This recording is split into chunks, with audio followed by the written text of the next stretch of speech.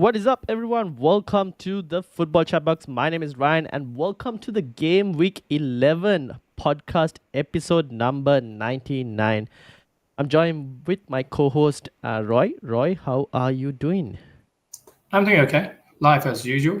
Yep, indeed. Arsenal results hasn't been good, but I'm staying positive and go from there. Fair enough. Yeah, well, it hasn't been looking good over the last couple of weeks for, I guess, Arsenal. Even City, I would say they've gone on a slight downturn as well.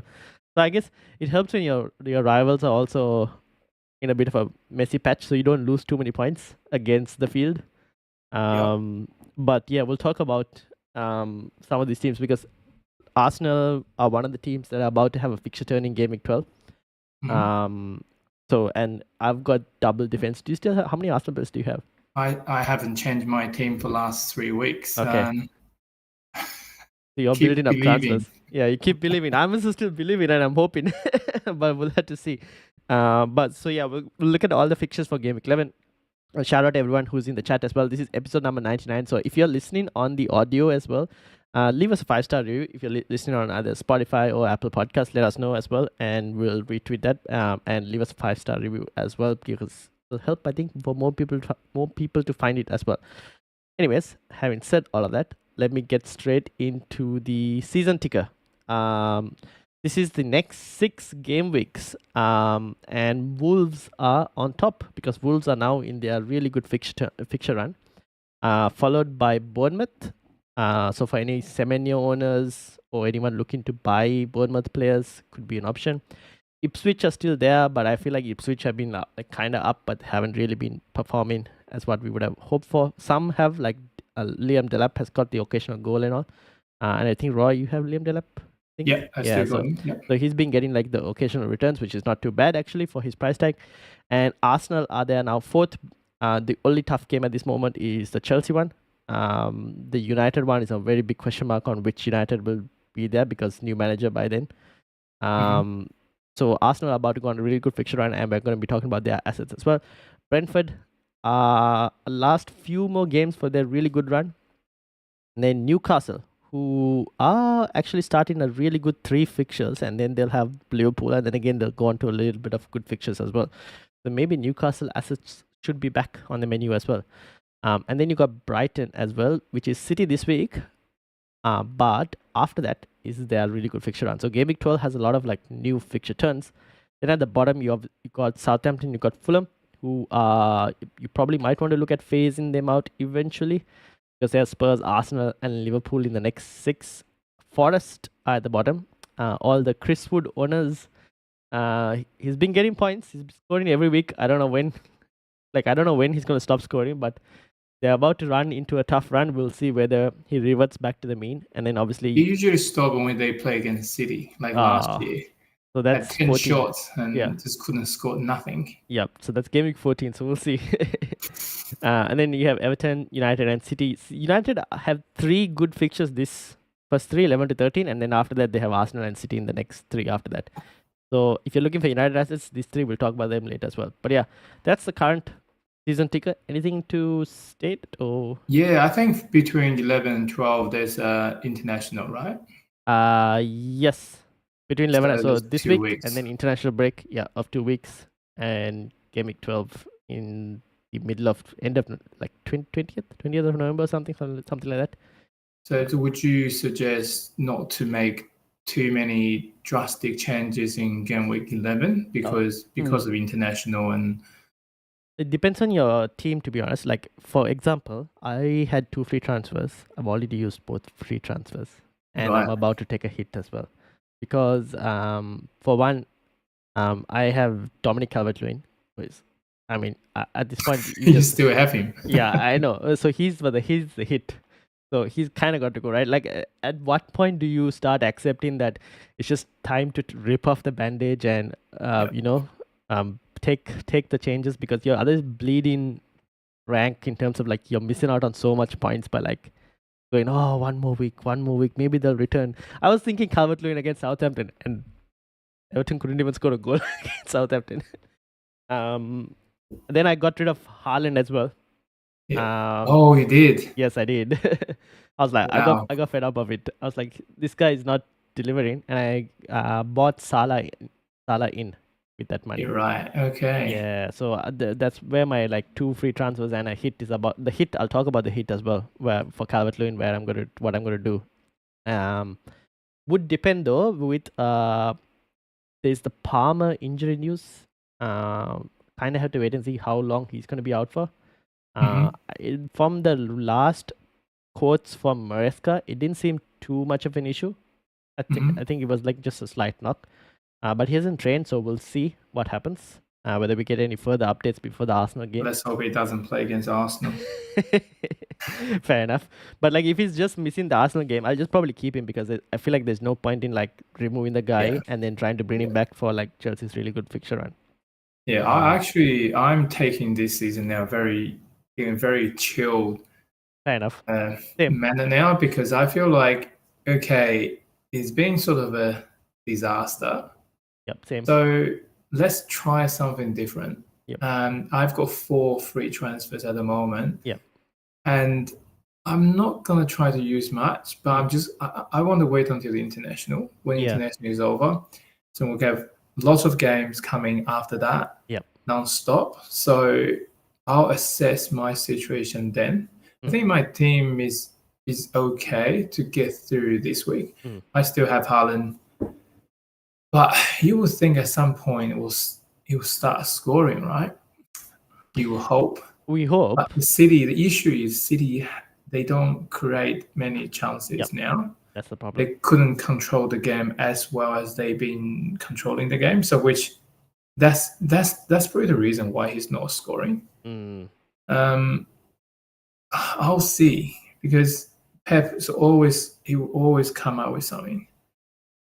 But yeah, my approach now is just wait and see for 11 to be over, then see what I do. A big change from 12 onwards is my plan. Yeah, fair enough. That kind of makes sense to be honest. Because to be honest, even I like last week I captained Palmer.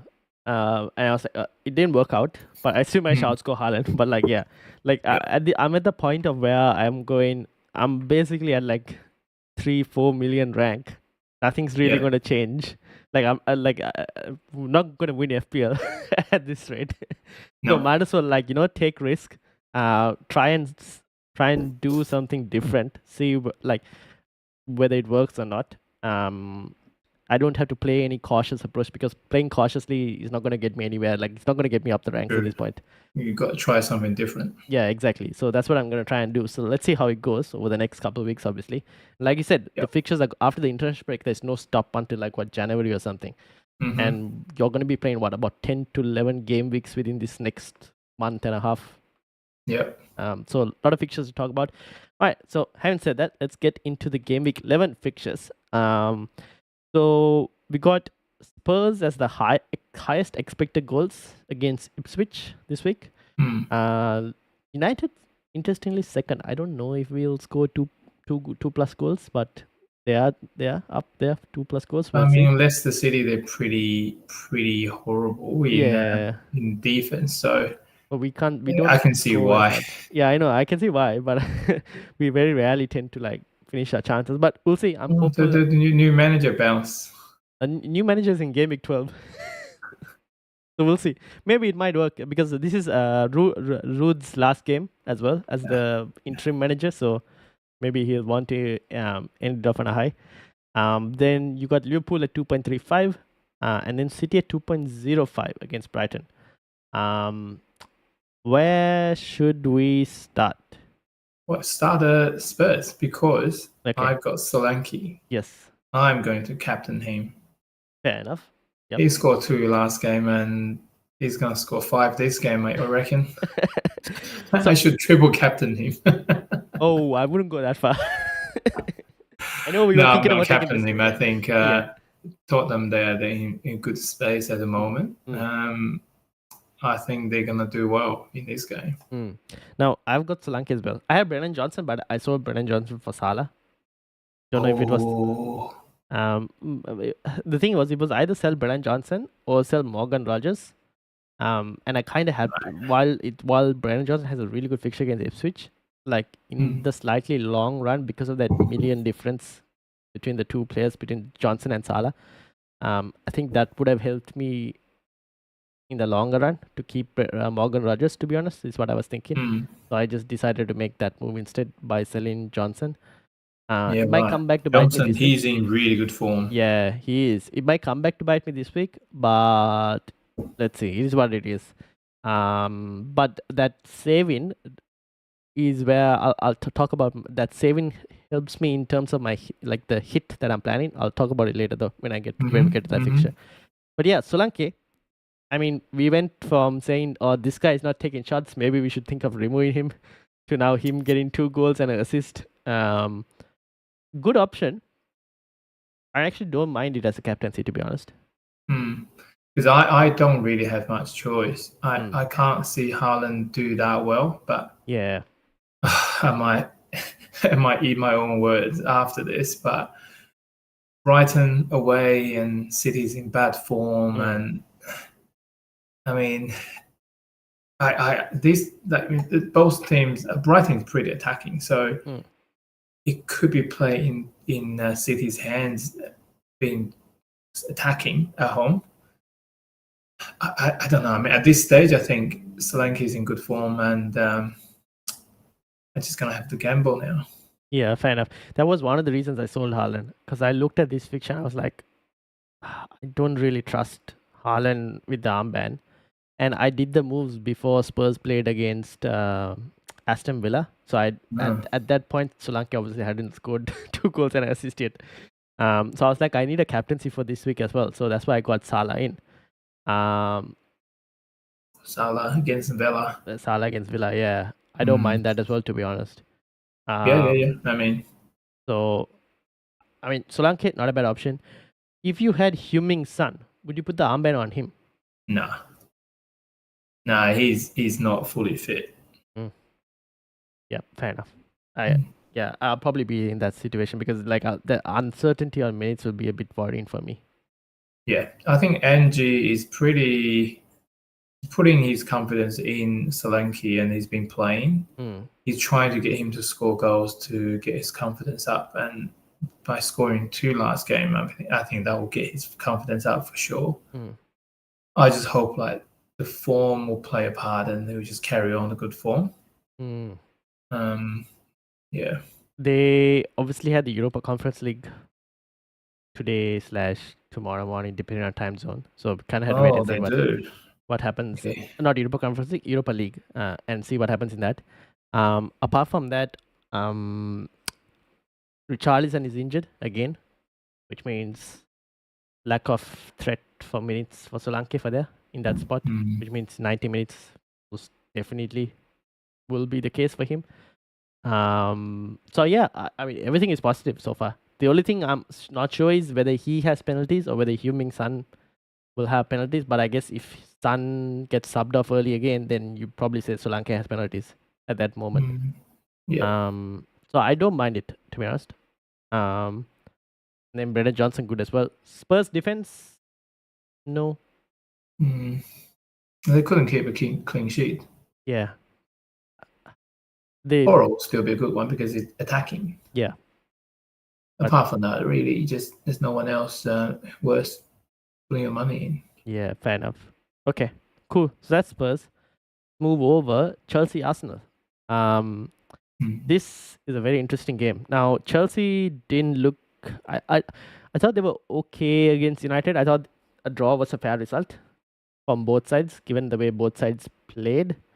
But then again, Chelsea in general don't have a really good record at Old Trafford for some reason. It's like one of the most drawn fixtures out of all. So at home they're slightly different beast, Chelsea. But obviously everything will depend on whether Palmer is fit.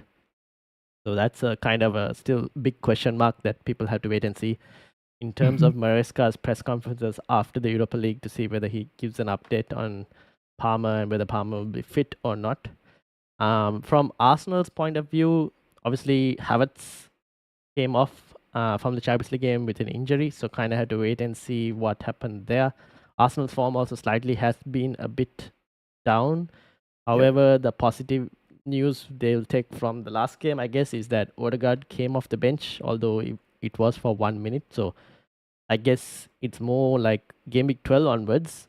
He probably might be back playing more minutes compared to Yeah, this game.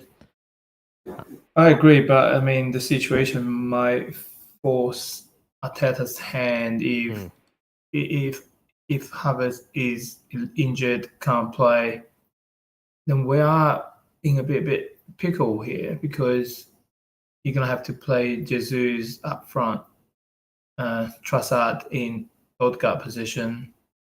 I mean, it will work on paper, but Havertz has been quite important for us this year.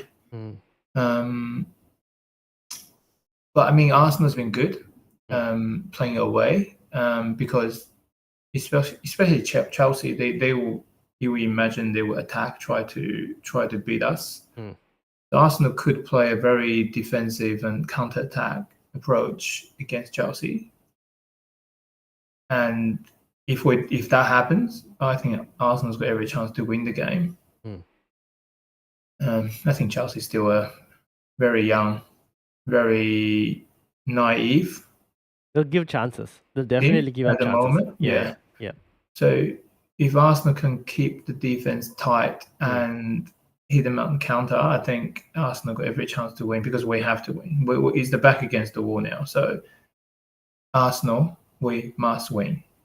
Yeah, and this is the last game as well, right, for this week, and you would know all the results of this week's like games between Liverpool, how it went, between City, how it went, and depending on how those go, I guess regardless of how it goes, it still puts pressure. Like if City and Liverpool drop points, it still puts pressure on Arsenal to try and capitalize on that situation. If they get points, you still put pressure because you have to try and keep up with the pack as well. So I think Arteta will be telling the players, it's a must-win game. We have to win. Yeah, fair enough. So we'll wait and see. Obviously, I've got double Arsenal defense. Not the best situation for this week, but we're hoping that the run from game week 12 onwards will mean that Arsenal's defense will improve. I do think still Odegaard coming back is a massive help on the defense as well because he helps with the pressing. Massively. So we'll see how he does because him being missing, not only does it like the pressing is not as great and then the defense kind of suffers. Saka also then has to do more creativity work, and then him as an FPL option is not great. And then Havertz also gets impacted because Havertz really can't do what initially he was doing last season. So that's a massive key with Odegaard being back. So I think that will help improve Arsenal. I think you're spot on there. Spot on because I mean without him the first few games I think we were getting results, but we struggle a bit. Now we got the defenders getting injured, and that really shows that if we can't keep a clean sheet and we can't score as well, that becomes a big issue. Yeah, and then one thing to add is from Chelsea, for anyone looking at Chelsea assets, apart from Palmer, Jackson could be an option, but Jackson's on 4 yellow cards, 1 more and he's suspended. I would wait to see whether he gets it in this week against Arsenal because he tends to get it for talking back at the ref in most situations rather than just like a bad tackle. So we'll see how that goes. And then I guess another Chelsea asset keep an eye out for, a lot of people are looking at, is Reece James, just because of the amount of set pieces and everything he takes. So we'll see. I think we had Rushant last week and he was also talking about Reece James at 4.9. So we'll see what happens. Okay, that's Chelsea versus Arsenal. Let's move to Newcastle versus Forest. Now, Forest being good so far. They're in European places at the moment, but fixtures are about to turn. Newcastle, I think, have picked up form a bit in the last few weeks. And this is where I'm thinking about my -4. So I'm thinking of doing, because I saved that million between Johnson and Rogers, I can do Calvert-Lewin to Isak, is what I'm thinking. Ooh. Yeah. So I still get to keep like a premium, like a not expensive premium like Haaland, but still one of those top premium strikers in my forward line. So that is what I'm thinking of doing this week. and I probably might do that. I'm just gonna wait and see, just to see about the Palmer news, to see how, like, with the Palmer it's just like a 1 week problem, or if it's like a multiple week problem, then I kind of have to use the hit on Palmer instead. Yeah, Everton is playing against West Ham. Yes, but Everton played Southampton and they couldn't get anything. So add to that, Beto has been coming on for Everton and he's been very close to scoring every time. Was unlucky in the last one as well, offside. So I think Calvert-Lewin's minutes are going down and down, and sooner or later Beto might start, to be honest. And he'll get injured. That could also be a possibility. Yeah. Mm. So we'll have to wait and see. But yeah, that's what I'm thinking. Isak this week. Apart from that, obviously Newcastle fixtures for the next couple are not too bad as well. So West Ham, they have the following in Game Week 12, and then Crystal Palace in 13. Now 14 they have Liverpool, which is slightly hard, but then again they have Brentford and Leicester in 15 and 16 as well. So not bad fixtures for Newcastle. For those looking at defensive options as well, I think Lewis Hall is like 4.3 million, if I'm not mistaken. So Yeah, not I had him on the bench last week. yeah, okay. So not a bad option to have going forward, to be honest. Because he could get like points like he did last week as well. Forrest, on the other hand, Chris Wood is on insane form. I don't know at what point I go, this guy can just do it in the tougher fixtures as well, and he's not a bad player to have. Or you just go, okay, he's had the easy fixtures, he's delivered in those easy fixtures. Now the tougher fixtures come. Now he probably reverts back to not being able to score in those tougher ones. Maybe he'll get a goal or two here or there, but not on the same level of consistency that he's been doing in the last couple of weeks. Yeah, no, I share the same view. He can't carry on like that. Yeah. No way. So if you, I guess I know a few people in the chat. Nick, I think has Forest. I think he has Forest, Chris Wood, and he has Forest defense as well. What would you do? Like Forest defense, they've been good. But their fixtures are not that kind, is it? No, they have so Newcastle this week, Arsenal next week. Ipswich is a good fixture. After that, they got City, United, and Aston Villa. I mean, if you want to hold them, hold on till the Ipswich game, maybe. Yeah, fair enough. Then start making sort of changes. Yeah.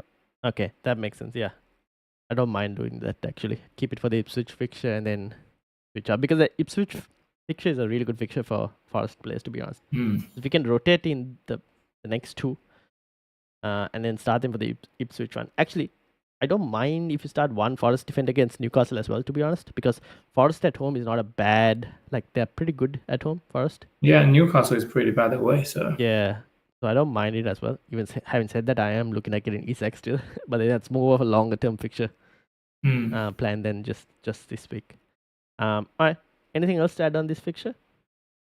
No, I mean, you had Wolves have the really good fixtures going forward, and would you make any suggestions to get any Wolves players in? Okay, let's go to the Wolves then. So Wolves against Southampton this week, very good fixture to get Wolves players in this week, to be honest. Now, when I sold Haaland, I went and got Cunha first. So I've gone and got Cunha in as an option because I wasn't sure which other forward. I hadn't decided on Isak and all that back then. And again, if I was making like getting rid of Calvert-Lewin, even let's say for people who are looking to get rid of Calvert-Lewin, you're probably not going to go to Isak unless you've like sold Haaland, like what I've done. But like you probably will be looking at like this 6.5 or below price range, most likely. I think Cunha is an excellent option, to be honest. If you're struggling for cash or want someone cheaper, then Strand Larsen from Wolves, who is the second striker. But I think Cunha is like everything for me feels like it goes through Cunha. He's got the penalties as well, right? Yeah, I think so. So for me, Cunha is the slightly even like better option. Even if you can spend that extra 1 million, I'll probably do it. Strand Larsen is more of like he will be on the end of stuff more, Strand Larsen, because Cunha tends to like drop back a bit and he plays in like that number 10 role. But I still don't mind Cunha for bonus points and everything as well. And the other one is, from a defensive point of view, is Ant Nouri. Who is he's pretty attacking. Yeah, exactly. The one thing with that is, I feel like even though the fixtures are good for Wolves, I don't see them keeping that many clean sheets. Mm. So I think you're going to rely a lot on Anthony's attacking ability to try and get you some points from there, which I don't mind because the fixtures they're going to play are not like the teams are sometimes open to conceding chances. Like Southampton's a good fixture. Fulham might not be. Fulham might be a slightly harder fixture. Same with Bournemouth from attacking defender to try and score. But Everton, West Ham, Ipswich could get something, to be honest. So I don't mind Anthony as another option. So those are I the think three. Nuri, Cunha, good combo. Yeah. That's it. I wouldn't look at any other Wolves players. I don't think I would. No. Yeah, agree. And in Southampton, no. I don't know. Okay. Moving on. United versus Leicester. Now, United about to go on 3 good fixtures on paper. I'll put it on paper. I don't know what it'll be in person. So Leicester is the last game for Ruud van Nistelrooy before Ruben Amorim comes in and takes over for Ipswich and then Everton after that. So you could have 2 different systems between Leicester and Ipswich. So when looking to buy a United player, at this moment, I think the safer pick would be Bruno Fernandes. Which that guy has burned me so much, and that is the safer pick. However, my goodness, I still think Garnacho at his price point is pretty good. The only problem with Garnacho is the decision making. Like the last game, he should have had at least against Chelsea. He could have scored twice. It's creating chances. Yeah. And when you click, you click. And Yes. for the price, and I really think Garnacho is better option than Fernandes. Yeah. I think you won Garnacho last season, right? Got like a 15 pointer and all. So yeah, I got him for quite a bit. Yeah. So he's capable of doing like double digit. Like when he clicks on his day, he'll like score. Yeah. So I think I've got Garnacho as well. So I'd stick with Garnacho just because of the price. But like if anyone is like risk averse and wants to play it safe, then Bruno Fernandes, because when Amorim comes in, there's all these rumors about him playing a 3-4-3 and whatnot in terms of his preferred formation. He might come to United and not even play a 3-4-3. He might just go, these players are not capable of playing a 3-4-3, and he'll just play a 4-3-3 or something. Yeah. So we'll have to wait and see. So because of that, there's uncertainty on like who United attacker will be. Will Garnacho play as a wing back, or will it be just Dalot and Mazraoui on both sides? There's so many uncertain questions on that. So I just like take it 1 week at a time. If the system changes against, Ipswich, they're still going to bring like Garnacho, and if Garnacho doesn't start against Ipswich in Game 12, he's still going to come off the bench. We don't have enough depth in terms of attack. And even coming off the bench this season, he scored goals. So I don't mind it, to be honest. Yeah, as much I don't like United, but I think Garnacho he's a future star. I think he's got everything required to be the next level. And then from a forward line point of view, I wouldn't look at the forwards personally. I know people Is that because they keep changing? No, I think Højlund is first choice. I think even when the new manager comes in, Højlund will probably be. Højlund is significantly a better forward than Xerxes. Because Xerxes is not really a number 9 striker. The only problem is the strikers don't get enough service. And that's kind of why I wouldn't really look at the strikers. Interesting, yeah. Until at least new manager comes in, changes the system, and then maybe we can reassess. But for the moment, I probably might avoid. What I'm thinking. He might bring a couple of strikers in. Yeah. Oh well, I don't know if we'll have money in the January transfer window, but you never know. In the summer, different story. But yeah. That's my take on United. Defensively, I think you have Mazraoui. I don't mind playing him this week, to be honest. Yeah. I'm keeping him for now. Yep. Cool. So that's my take from United. Leicester, obviously, Jamie Vardy. I mean, if you have him, I don't mind starting him this week. But yeah, I'd still probably favor United's defense. Would you really? He tends to find a goal every now and then against United. Yeah, he's a penalty taker, so yeah. I don't know. If usually I would generally start the attacker over a defender if you had to. But if you had like if you had to play 3 defenders and Mazraoui is one of those 3, then I don't mind it. Yeah, I'll start Mazraoui. Mhm. All right. That's United versus Leicester. Shout out to everyone in the chat. I've seen the new faces as well. FPL Mez and FPL Sidenet podcast as well. Pete, welcome. And then obviously some others as well. Joseph, Nick, and Andrew, and Andy as well. So shout out to you all. Moving on. Liverpool versus Aston Villa. Liverpool on form, top of the table. Scored 4 against Bayer Leverkusen. Diaz played striker position. You have Diaz, I think, but he played striker. Yeah. In this, I guess that's a good time to ask people in the chat. Yeah. Would they, if they had Haaland, would they change Haaland to Salah? Okay, good. All right. So this is a question for everyone in the chat. I'll create a poll as well. If you had Haaland, would you sell him for Salah? Create a poll. Because that is an interesting question, right? Because I would imagine most people have Haaland to start with, Yeah. or even double. But a lot of people are in the situation that they have Haaland but don't have Salah.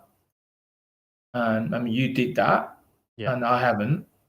And so I'm just curious to see what other people think. Okay, we have about 19 people. We'll see what the votes go like in like the next during the podcast, and we'll see. Then we just carry on. Yeah. All right. So Liverpool looking good. I obviously got Salah for one of the main reasons being captaincy for this week. Because now compared to Spurs I feel like they have a wide variety of goals.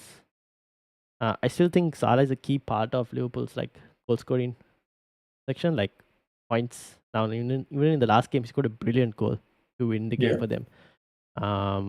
And he's on penalties compared to Solanke, who I'm slightly uncertain on whether he's going to be on pens depending on where Son plays and how many minutes Son plays. I've got Trent. Not too happy with Trent at the moment in his performances in terms of points. But he's thinking about going to Real Madrid. Yeah, I don't know. We'll see. That's a completely different story. I mean, this is the issue. Once you get to January and your Trent, your Salah, your Van Dijk, they can sign a pre-contract agreement. Agreement with overseas clubs, and in order for that to go through, they need to be fit. Yeah. So that is uncertainty there. If they don't sign new contract, which I can't see these 3 guys signing. Yeah. I think they're done. I just can't see them signing because the financial game is just too much for them to. Or to like play like Trent for Real Madrid and stuff like that. To sign, it's just not that. It's the money on the table. Yeah. The sign-on fee, the salary they're gonna be on, whatever club they're gonna go. Yeah, true. They will offer more than FSG would. Yeah. So my take is their motivation. They might think to themselves, "Hey, I want to win the league last season here," things like that. But subconsciously, these guys will be very careful not to get injured. True, but then if you don't perform well as well, like the club might look at you and go, They know what's going on. Yeah, fair enough. But anyway, that's just a side note, really. Yeah. Well, from an FPL point of view, I have Trent next week. I'm keeping him mainly for that Southampton game, because that's in Game Week 12. Obviously, key point to mention is the Southampton game is before they play Real Madrid in the Champions League. And Real Madrid are not doing too well in the Champions League, I'll tell you that. They need to win the next couple of games. They've got some tough fixtures, Real Madrid. Otherwise, they might be looking at a tough last couple of game weeks in the Champions League. But so they've got Southampton versus Liverpool. They got Southampton next, and then Real Madrid, and then City. So I'm a bit cautious in terms of having Liverpool assets for that fixture. Yeah. But for that reason, that's why I'm not really jumping on the get rid of Haaland and Salah just yet. Yeah, fair enough. But they haven't really faced good opponents yet. Do you know what I mean? Like Liverpool, you mean? Yeah, they haven't. They They haven't haven't played played Arsenal yet, anyone or City. good. Yeah. Yeah, fair enough. I don't count United in that. It's a week. It's an annual spanking, sadly. This might be one of the slightly more trickier opponents to face. However, what we've noticed from Aston Villa every time they've had a UCL game is the next game they're not as great from Aston Villa's perspective. And then How again, did they go? they Did lost win? to Club Brugge 1-0. Oh, Yeah. The true color finally shows. Rise on a roll today. But yeah, it's not good for Villa, to be honest, at the moment. They're not in the best of form. So that's kind of why I'm leaning more towards the Salah captaincy. I don't mind having the Liverpool players. With Diaz, obviously, he's got a hat trick in the Champions League, but he also played 90 minutes. So I'm still uncertain on Diaz's minutes. But I won't be shocked if he starts this game because of his hat trick in midweek. So I think if you have Diaz, I actually don't mind keeping. But I still would be under the assumption that it'll be like 60, 70 minutes mostly. Yeah. He won't play the full game, no. No. Anything to add from this fixture? Anything else? No, not really. I mean, what do you reckon people, Watkins, do people keep him or? So Watkins is a hard one because Watkins' next couple of fixtures is good, right? From like the Christmas period and everything, the fixtures are good for Aston Villa. Where they've got right now, they've got Liverpool. After they got Crystal Palace, Chelsea, Brentford, Southampton, Forest. Not a bad run, to be honest. No. He's probably after Liverpool game. It's time to get him in. Yeah, if you exactly. already have him, probably just keep him. Yeah. So there are two sides to the Watkins thing. One, he's a really good option. Probably the most. Is I think one of the highest expected points as well between now to like Gameweek 16. The flip side to that is he could get benched occasionally in like the midweek fixtures of the Premier League for John Duran. However, Duran in the last couple of weeks hasn't been coming on for Watkins. Instead, he's been coming on for like Morgan Rogers or something like that. So also, he's on a new contract. He doesn't have to score goals anymore. Watkins. No, Duran. Okay, fair enough. So yeah, I'd probably keep Watkins if you had him. In terms of those who don't have him and looking to buy, I'd probably wait a bit more just to see. I don't know if this is just Villa slightly struggling to cope with multiple fixtures every week compared to last week where there's like one fixture break kind of thing. Yeah. I'd probably wait a bit if you don't have Watkins to see what happens. And then again, if you are looking to get Watkins, you're probably looking to sell Haaland. Because I don't know how you're going to afford it otherwise with the likes of you wanting Palmer, Sakas, and all of them as well. Yeah, that's probably all I'll add to that. And obviously, Morgan Rogers went off limping, but I think he'll be fine. But want to wait and see for press conference. Now, Brighton versus Man City. This could still be a good game for Haaland, to be honest. The one thing I'm still worried about Haaland is City haven't looked great last couple of weeks. 3 losses now on the bounce. They could win this game because Brighton will attack City and that'll leave spaces for City to capitalize on. I think KDB played some minutes in the Champions League. Yeah, forget about that guy. No, but he's important for Haaland being able to get some level of service. That's the thing. That's true. Maybe Foden play well, so. Yeah, I think Foden got a goal. KDB came and played a few minutes as well, yes. So, I don't know. Like, I still don't think KDB is anywhere close to like 90 minutes or something. But he will help improve Haaland's chances of getting a goal. But at this present moment, I don't know. City just don't look at the races. Yeah, I mean, Brighton, they're pressing really hard, and he's a difficult team to play against. Even if KDB is fit, I just think he might be very limited on the pitch because of how Brighton plays. As you say, you never know. Like, couple good plays by Foden or yeah, it is a tricky one because the form they're in, you just don't know when they're going to turn, or is it going to turn at all? This form. You have double City defense. Are you Yeah. concerned with the? I'm very concerned. Because obviously Brighton, Spurs, Liverpool, Man United, Forest, not the easiest of like defensive. Yeah, and their defense that hasn't been good at all. No, the defense has fallen. It's like below mid-table in the last 4 weeks, to be honest. Yeah, I'm keeping these guys until game week 12. Okay. And see how I go. Yeah, I think so. You have, so for anyone listening on chat, you got Guardiola and Rico Lewis. Guardiola, I don't mind having him because he's scoring goals. This guy, I don't know how he's finding ways to score goals, but he's scoring goals. Rico Lewis is what I would be worried about. And I would probably look at like some of the other defenders. We'll mention a few. So obviously we mentioned like Lewis Hall. But when we get to Bournemouth, even I think I'll mention like an option. Ent Nouri we mentioned as well. Yeah, Ent Nouri is what I'm looking at. Yeah. But yeah, the Rico Lewis is what I also have, and I'm kind of worried about that at the moment. Brighton, obviously, they have a defender who scored a goal in the last game. Kadiologlu. I'm definitely butchering that name, but he is only 4.5 million. One to keep an eye out for, obviously. What position does he play? The centre back. Let me check. Is that the Turkish guy? Let me check. Quick check here. Unless someone in the chat can tell me. I think he is a fullback. This is all live.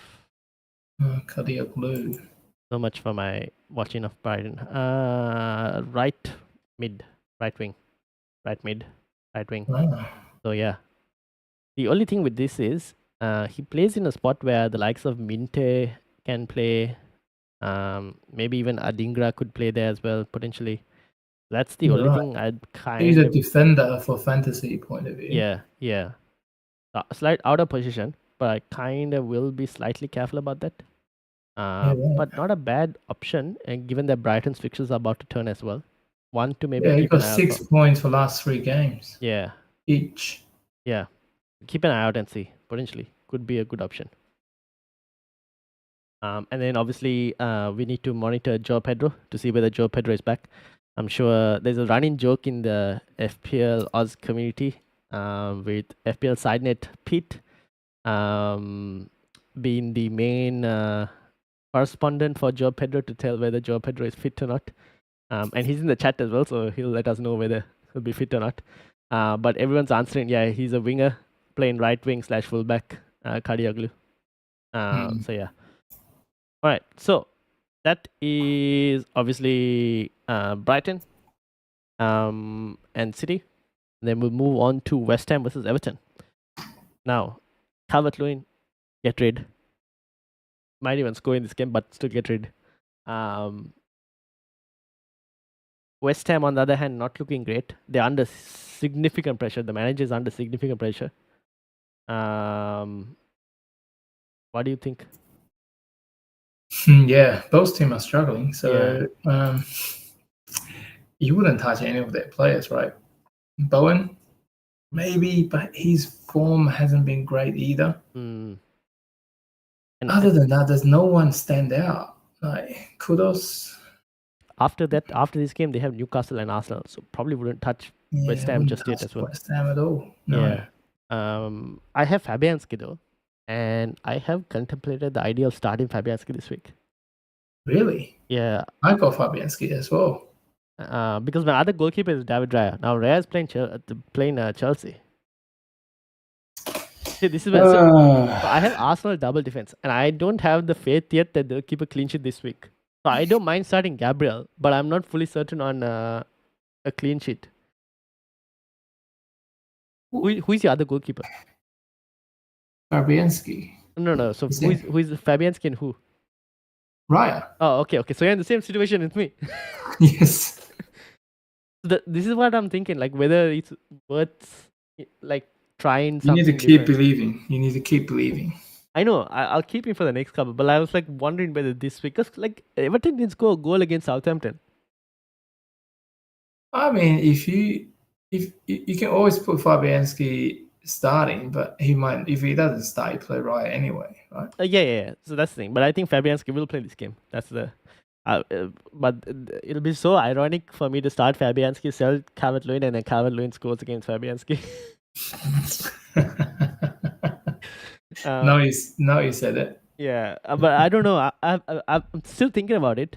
We'll wait and see. I might depend on what happens to like Palmer, to be honest. Yeah, I still got McNeil in my team, so Yeah. You probably start him this week, right? Surely have to Yeah. against Everton. I mean, against West Ham. Defensively, still West Ham are horrible. Yeah. But that's all I will say on this. I have Mikalenko as well.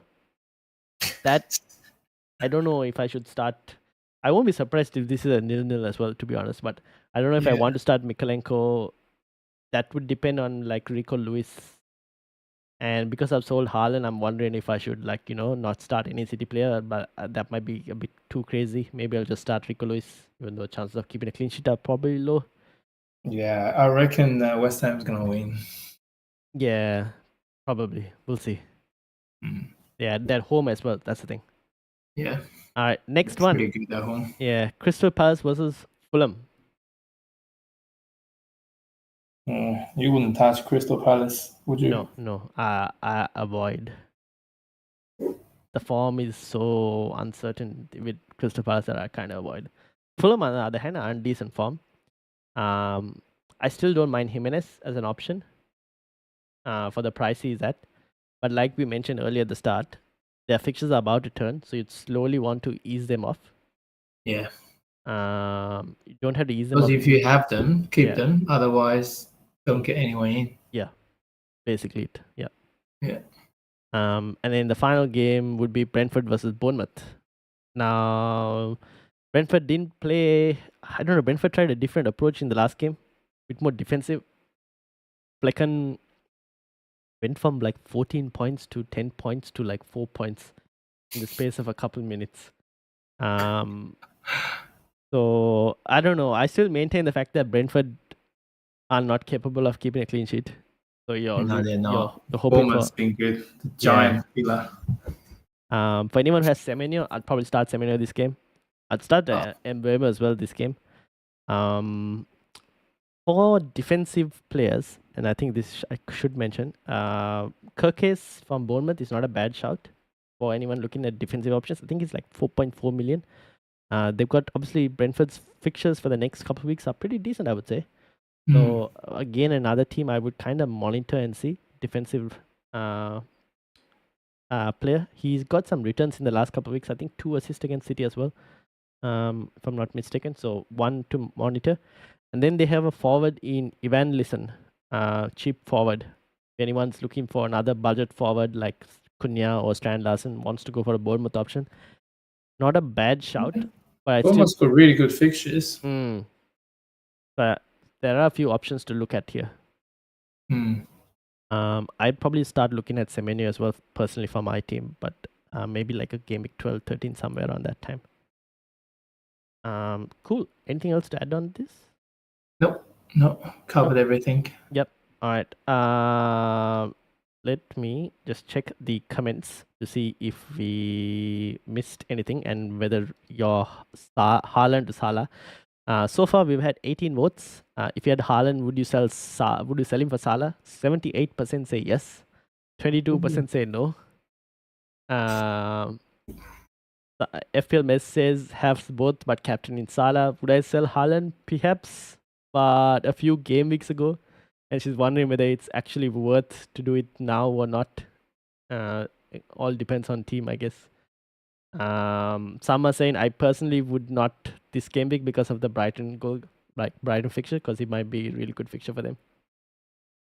And then Com is saying Haaland to Salah next week for like a wild card. Yeah, I think people are kind of uncertain. But yeah, which it was the right reason, right? Which one? Haaland to Salah? I mean, Rodri injury has impacted Yeah. City so much that you wouldn't believe how much impact that had. Yeah. And that is a result of it. He's not scoring. They're not creating chances, not having the ball. So yeah, that's the thing. So, also, he shouldn't have said what he said to Arteta. cool. That jinxed him. Oh yes, ever since he said that, he hasn't done anything. Be Yeah, humble. jinxed, Oh man. my God, Haaland hasn't done anything since then.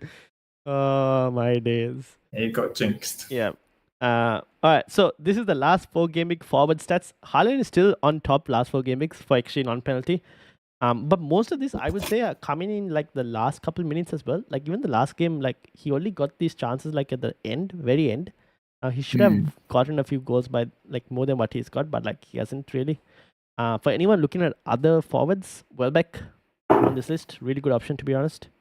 For anyone looking at another cheap forward, Isak third on this list, which is why I'm kind of considering Isak now because I think Newcastle have improved. Chris Wood, the inevitable, 5 goals in the last 4-game weeks, the most of any player on this list. And then Raul Jimenez, Calvert-Lewin. He's outscoring his XG. Do you see that? He's got insane. 5 from 2, whereas Haaland is 1 from 3.46, and that is mad. Yeah, exactly. So that's why we're wondering whether like Chris Wood will revert back to the mean. So we kind of had to wait and see on that. Calvert-Lewin, I'm not even going to think about, even though he's on this list. And then Solanke, Strand Larsen. Wissa as well is there. Again, he's like a short-term option, Wissa, I would say. But yeah, and then Cunha at the bottom, but I'm hoping it'll continue to improve over the next couple of weeks. Anything to mention? No, I think that's pretty it. I mean, Haaland, I'm quite surprised Haaland's 1 goal out of 3.46 XG. That is pretty poor for his standard. Yeah. He's usually outperform his XG, right? Yeah, and he's had 6 big chances, the most of any player in this list. So it's not like he's not getting the chances. He's just not putting them away. That really tells you maybe just keep him for now, because that give you the data saying, well, he's having the chance, but he's just not scored yet. Yeah. That's the frustration. The question is like, I guess the frustration comes from him being so expensive. Like if he was like last year's price, right? Then maybe he could have stomached it a bit more. It's just that he's so expensive compared to the next forward that you're just looking at Haaland, not Haaland, you're looking at Salah just scoring double digits like almost every week, and you're like, oh. But this is the FOMO, right? Yeah. Fear of losing out. Because if you sell him now, you held on for so long, and then he goes and scores a hat-trick. Yeah. It's very possible. Too late now. I'm sorry. It is what it is. Anyway, next is the midfielders. Foden on top, but Foden obviously points hasn't been coming, so I'd kind of like at this moment just avoid. Yeah, I mean 0 goals from 2.77 XG. That is pretty poor. Yeah, that's 2.77 XGI. So like goals and assist. He's had only 1 assist out of that with 10 chances created. So he's created quite a bit as well, but 0 big chances though. So it's not the best of chances he's creating. No. Oh no, he's created 2 big chances. Sorry, my bad. Bowen, second on this list, but kind of avoid. Andres Pereira and Brennan Johnson. I'm a bit worried that I sold Brennan Johnson, but it is what it is. Mbuemo, and then you have Bruno Notte, and obviously here Bruno Fernandes as well on this list. But yeah, interesting. Yeah, I mean Salah is only there in the middle. Yeah, so that's the thing with Salah. Like when you watch him, he doesn't really do too much, but because of the way Liverpool play, and because they're very controlling in the game, it helps for like all the bonus points as well. So there's not too many like compared to last season where there were so many like shots taken, so many chances missed. All of that affects bonus points. This time they don't do that as much. So because of that, he tends to be able to get like 2-3 bonus points because of the way they're playing. That does help. So like in terms of double digits, he's really up there. I don't know. I don't have it, but yeah, he'll be up there for that. But the stats show you like a different story, I would say. Not like he's a must go and buy kind of type of player. Yeah. But I mean, this is sort by XGI. So if you actually sort by assists and goals, is actually Salah will be on top If I sort this top. by, this is sorted by XGI, which is assists plus goals. If I if I sort this by you being Actual just goals and yeah, assists then Salah will together, be, actually Salah will be on top, and Yes. Saka and Damsgaard yes, from from Brentford. Brentford. Yep. Mm, So I interesting, guess the returns are slightly different. Yeah, that's fair enough. Yeah. Okay, so that is the midfield, and then obviously for anyone looking at defenders for some reason, I guess you have Leaf Davis up there, Trent in fourth, Lewis Hall. This is why I mentioned Lewis Hall as well. 4.3 is up there for the goals plus assist. Dalot is there as well. Anyone who has Dalot, and then Guardiola from City as the only City defender, which is why I probably just might keep Guardiola. Whereas Rico Lewis is not even on this list, so kind of worried with Rico Lewis. And then last 4 game weeks attack, Brentford up there, City second, so kind of shows that, I mean, they're still doing the business, but it's just that they're not. I guess what stands out here, last 4 game weeks, City have only created 6 big chances. Right. Whereas Brentford have created 15 and West Ham have created 10. So you can kind of see why like City are struggling. Interesting. Yeah. So that's maybe something to kind of keep an eye out for. And then obviously you have West Ham, Fulham, Forest in that top last 4 game weeks attack. Keep in mind, however, some teams have had easier fixtures than others, like Forest and them. Yeah, I mean, West Ham has been, from the last couple of slides, seems pretty good attacking. And Bowen is up there. Yeah. Kudos is up there. Seems like they are actually doing well, but the result is not showing. So one to maybe monitor come game week 14, because that's when their fixtures improve. And then this is the last 4 game weeks defense. Liverpool and Arsenal still up there. Forest as well, Newcastle there as well, Fulham, and Bournemouth. This is why I kind of mentioned Kirkes as well. And then at the bottom, you have Ipswich, Southampton, Wolves, and there you can see like City have fallen significantly. They're like bottom half of the table for last 4 game weeks in terms of defense. 14 big chances conceded, which is like 3rd most, tied with like the likes of Leicester, Wolves. Yeah, when that happens and they're not scoring and they doesn't help. They're not getting a result, right? Yeah. And then Roy, your team for this week, your team from Game Week 10.